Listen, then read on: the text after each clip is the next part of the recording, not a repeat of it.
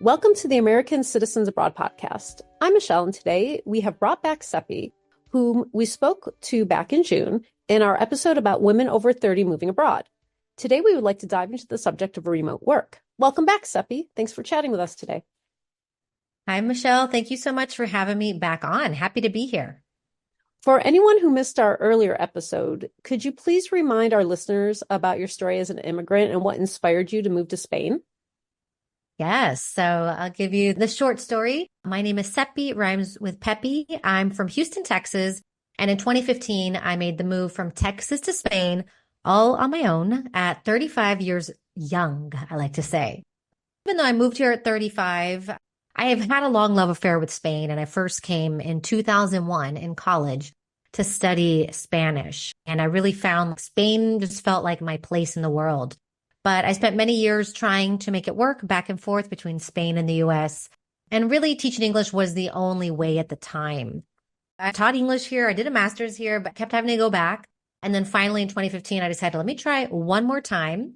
And I came back, and it's actually through remote work, which is how I have been able to stay over the last 9 years in a way that worked for me. I like to say, it enabled me to live in Spain on my own terms.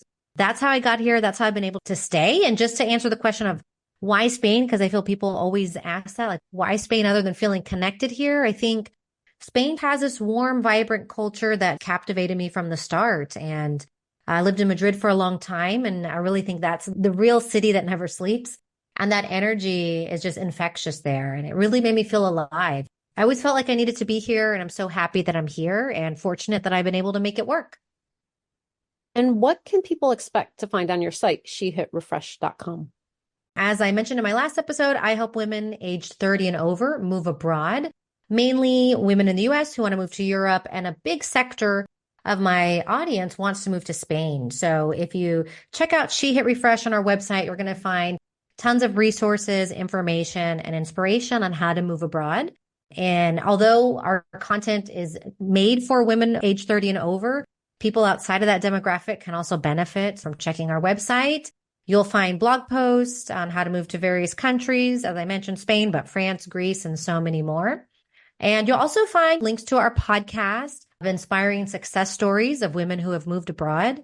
And you'll also find my visa guide to living in Europe, which deep dives into the 18 easiest countries to move to in Europe for U.S. citizens, and gives detailed information on over 50 viable visa options. So Europe is definitely a possibility. I think a lot of people think it's a bit difficult, but it's totally possible. So let's get into today's topic. Influencers, bloggers, and various media outlets make remote work sound like it can open the door to working anywhere on the globe with an internet connection. Could you speak about how it may not be as easy as that? Yes, I'm so glad you're asking this question, because just because you have a remote job doesn't mean you can take it abroad, right?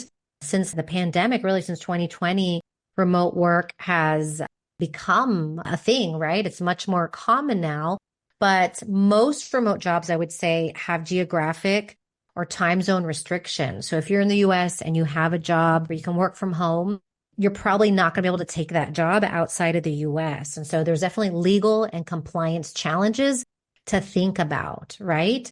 And so the first thing you really have to understand is, do you have permission from your company to take that job abroad?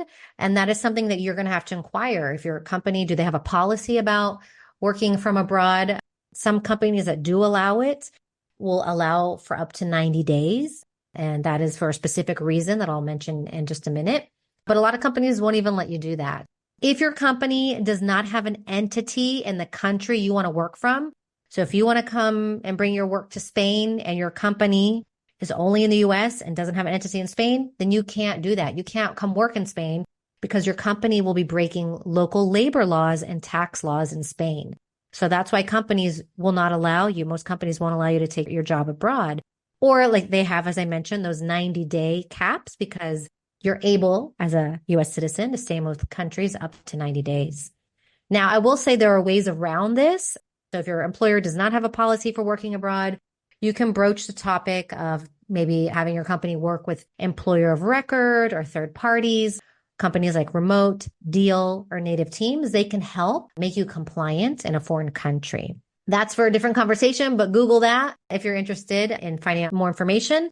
The second thing I will say, number one, I said you have to check and see if you have permission from your company to work abroad, but also you need to understand, can you legally work in a foreign country? Do you have permission?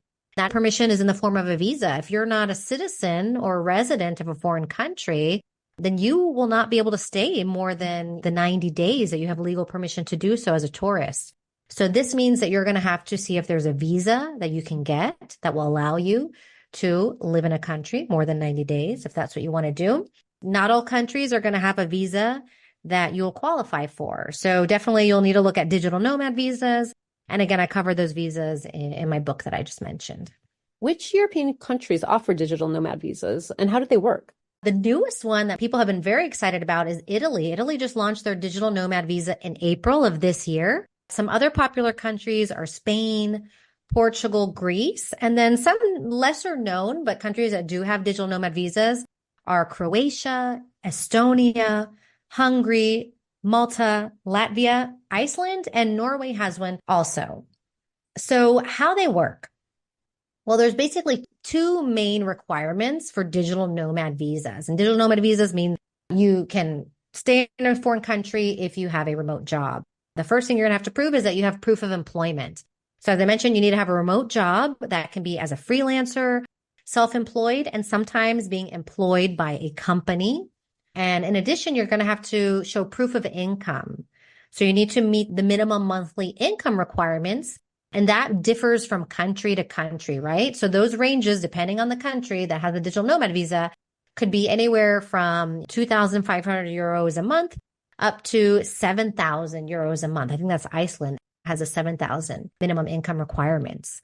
Some other requirements that you'll need to meet are going to be a clean criminal background check and a medical exam that you're in good health. And there's a few other requirements, but those are the main ones. I mentioned Spain has one, and that's been a very exciting visa because it's opened the doors for a lot of people to come move to Spain. And that one was launched last year, so it's still fairly new.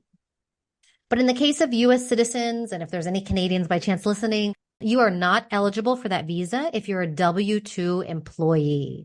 So right now you can only come to Spain on that visa if you're a contractor or self-employed. So if you are a W-2 employee and want to come to Spain on the digital nomad visa, you'll have to talk to your employer about becoming a contractor and see if that's an option. Since this visa is so new, things could change in the future, but as of now, this is the case. And I do want to mention one other thing because we're talking about digital nomad visas, but I think one country that people aren't aware of for U.S. citizens where you can move to and you don't even need a visa. So you can hop on a plane tonight and wake up there tomorrow with your remote job and live there visa free is going to be Albania. If you're like, I just need to get out ASAP and I can't figure out the visa thing, Albania will take U.S. citizens with open arms, visa free for the first year, and then you can apply for a permit to stay longer. And which countries globally are some of the best to work remotely and why? I specialize in Europe, but there are some great options outside of Europe that are very popular with remote workers and digital nomads. I think best is relative, so it depends on what you're looking for, but a lot of people are looking for a lower cost of living than the US. They're looking for warm weather. They're looking for welcoming cultures. And you'll find that in Latin America and in Southeast Asia, which is where a lot of people go. So in Latin America, I would say Colombia, Mexico, Argentina are some of the more popular destinations for remote workers. Thailand, if we're talking about Asia now, Thailand is very popular and they actually just introduced their digital nomad visa this year, actually just a few weeks ago. Bali is another hot spot as well. So I would say, yeah, take a look there if you want to go beyond Europe. What type of personality is remote work best suited for? I imagine that this type of work and lifestyle isn't for everyone. You definitely need to be self-disciplined because if you are working remotely, you are not in an office. You don't have those social pressures of your boss being nearby or other people working around you that are inspiring you to stay focused. So when you are at home or if you are a digital nomad or taking your remote work abroad, there's a lot of distractions in terms of whether you're working from home, working from a cafe, working with the beautiful Mediterranean out your window. So you really have to be self-disciplined to stay focused. You have to be good at time management for getting things done during your workday.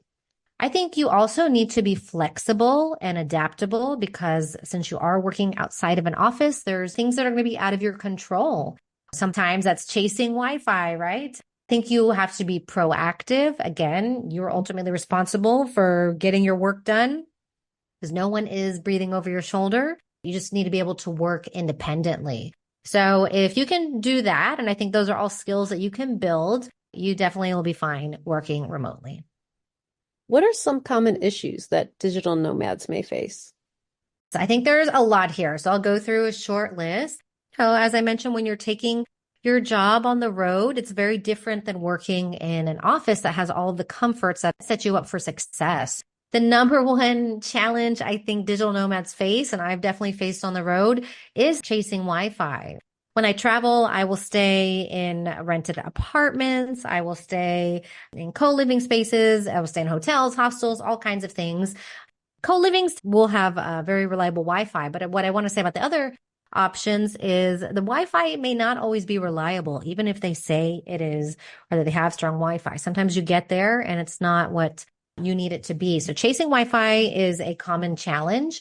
I think decision fatigue. So if you are a digital nomad, you're making a lot of micro decisions about every part of your trip, from where you're staying to what you're eating to what you're going to do, from where you're going to work from, where you're going afterwards. All of those micro decisions do cause decision fatigue because as a digital nomad, you are changing location. So there's a lot more decisions that come with that.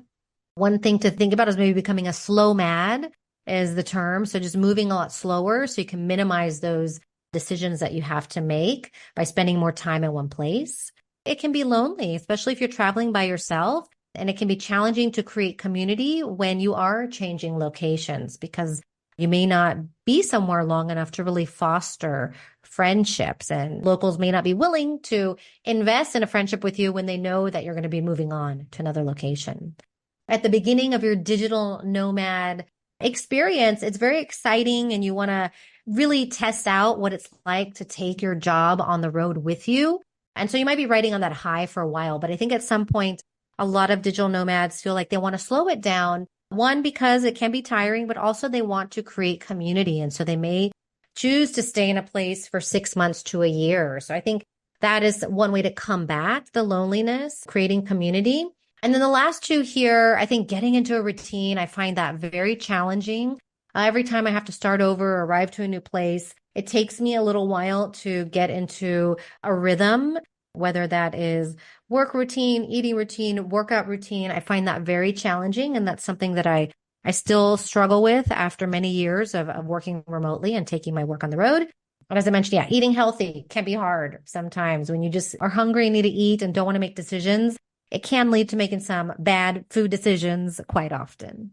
Another one that may sound a bit silly or strange is that when you are so free, when you have a job you can take anywhere, it can be hard to make decisions. We talk about decision fatigue, but also it can just be hard when you have so many options and not a lot of barriers. The options are endless, and that can make it hard to understand what you want to do, where you want to spend time, where you should go. And that can be tiring. Again, it's just a different way to live. There's really no restrictions. Whereas if you have an office job or a job that you can't take abroad, your options are much more limited there. So I think those would be some of the major common issues that digital nomads face. And for those who are interested in becoming digital nomads, but have no idea where to begin, what are some tips you could give them to get started? And what are some stellar resources? If you're in the US, maybe start by taking your job just to another state, right? You don't even have to go abroad. Just try out what it's like to be somewhere outside of your comfort zone, somewhere new, but somewhere that's still familiar. It's still the US. And then you take your job to a country that you have always wanted to go to, or maybe one that you've been to before. Some other tips I would give is to join online communities. Now, I know people are tired of Facebook and a lot of people aren't on there anymore, but there's so many incredible Facebook groups that you can join. For instance, I live in Malaga, Spain, and there's a Digital Nomads in Malaga Facebook group. So these groups give you the opportunity to connect with other digital nomads. You can start fostering friendships before you go. You can get information about where to stay or what the community is like. So definitely connect with communities online. Another one I love is I just came back from a conference in Bansko, Bulgaria, which is a ski town in Bulgaria, but I was there in the summer. They have a conference called the Bansko Nomad Fest. And so there are a lot of conferences popping up that are geared towards digital nomads or location independent people, remote workers. And that's where you can go and find your people. And that's where you can go to learn about how to live this lifestyle. Bansko was an incredible opportunity, and I learned about quite a few other conferences that are coming up. There's just so many out there. So if you even just Google digital nomad conferences, you'll see a lot there. But that's a great way to connect with people in the community. I mentioned co-living before. I think co-living is a great option for you to be able to travel and stay in places that are set up to help you be comfortable taking your work to a foreign country. And so co-living is just a space where you have accommodation, you have a workspace, you're connecting with a built-in community of other people who are staying there, and there are activities. And so you really get to experience the digital nomad lifestyle with others. Co-living helps minimize some of those decisions that I mentioned with decision fatigue. And there's co-living spaces all around the world. I highly recommend, if you're thinking of coming to Spain, come to Sun & Co., which is in Javia, Spain, right outside of Valencia, Spain. So check that out. And then I would say also sign up for these done for you experiences. And I'll explain what that means. So if you also want to minimize those decisions and you want to be in a built-in community, there are great companies and programs like Remote Year, Wi-Fi Tribe, Nomad Cruise. All of these are built to provide you a travel experience that's geared around people who are working remotely. They take you to destinations, you pay a fee, and you have your accommodation. Sometimes your food is included. You have your workspace, you have strong Wi-Fi, activities, all kind of stuff included. And that's a really fun way to start and have professionals create and cultivate this experience for you. That's what I would say to start and to tap into those resources. How do you think AI will impact digital nomads? This is hard to say. I mean, my experience with AI is limited in comparison to what it can do now. I'm still just using ChatGPT for some tech stuff. Actually, at the Bansko Digital Nomad Fest, I've been introduced to how far AI has come in just the last year since I started using it. So I think the sky's the limit, but definitely from a high level, AI can help digital nomads just be more organized, efficient, and of course, productive, right? That's what it can really help us all with. Freeing up time, again, helping with some of that decision fatigue by doing idea generation.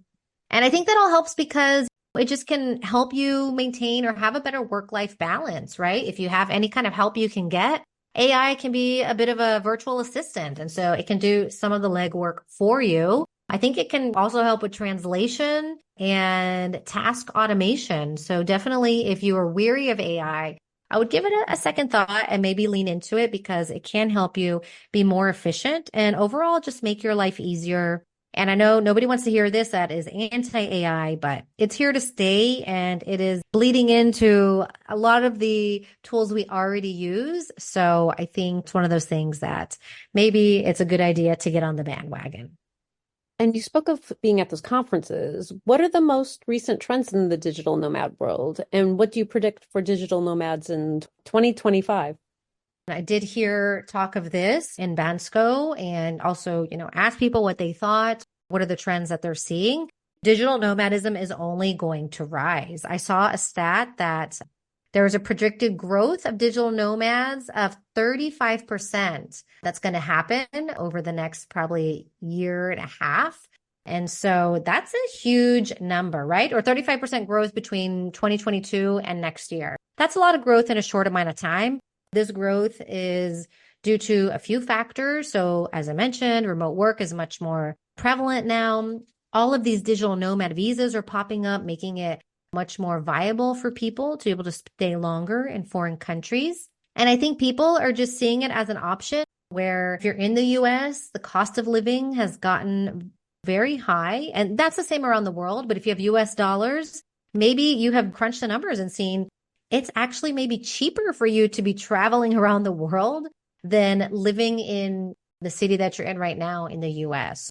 I think there's going to be more conferences. Like, as I mentioned, I'm already seeing more popping up for digital nomads and ways for nomads to gather. So it's more organized or there's more sense of community. I think there's going to be more co-working and co-living spaces. I think during the pandemic, co-working and co-living spaces, there was a big chunk of those that went under, but it seems like they are coming back to meet the demand of people who are taking their work on the road and want a reliable space to do their work.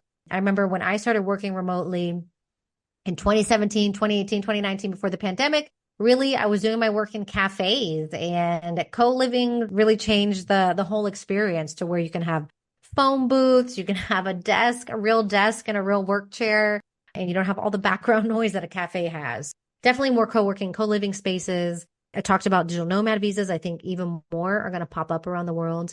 And I think also partnerships with governments, which I've already seen with people that I've met in Bansko. They are advocates for digital nomads. They are leaders in the digital nomad scene, and they're partnering with governments to bring nomads to certain cities or areas. And I think, there's going to be more opportunities for people to create community because, as I've said, being a digital nomad can be lonely. And I think people who are living this lifestyle definitely are craving community. Do you have any final thoughts you'd like to share? I would love to just really stress that it has never been easier to work remotely. I think for a lot of people who want to be mobile, their number one challenge is untethering their work life. And it can feel challenging, but I just want to remind you, it's never been easier because there's never been more opportunities to work remotely. So there's more remote jobs now than there ever have been. And that is great for you if you are trying to transition. It is a very competitive market because there's a lot of people who want to work remotely, right? And take their jobs abroad, but persistence leads to success. Finding a job in general is hard, whether you're looking in the US. So just give it a little more time if you're trying to get a work from anywhere job. I actually have a list of 25 work from anywhere companies. If anyone's interested in that, I can include that in the show notes. But if you are looking for remote work, there are certain websites that you can target to find these jobs, because if you're using LinkedIn or Indeed, a lot of those jobs that are listed as remote really are just going to be remote USA jobs. So you have to know where to look to find these jobs as well. One website I love, and the founder and CEO is a friend of mine, and I think she does incredible work helping people find remote work from anywhere jobs, is Remote Rebellion. So definitely check Remote Rebellion out. There's a job board there where you can find listings.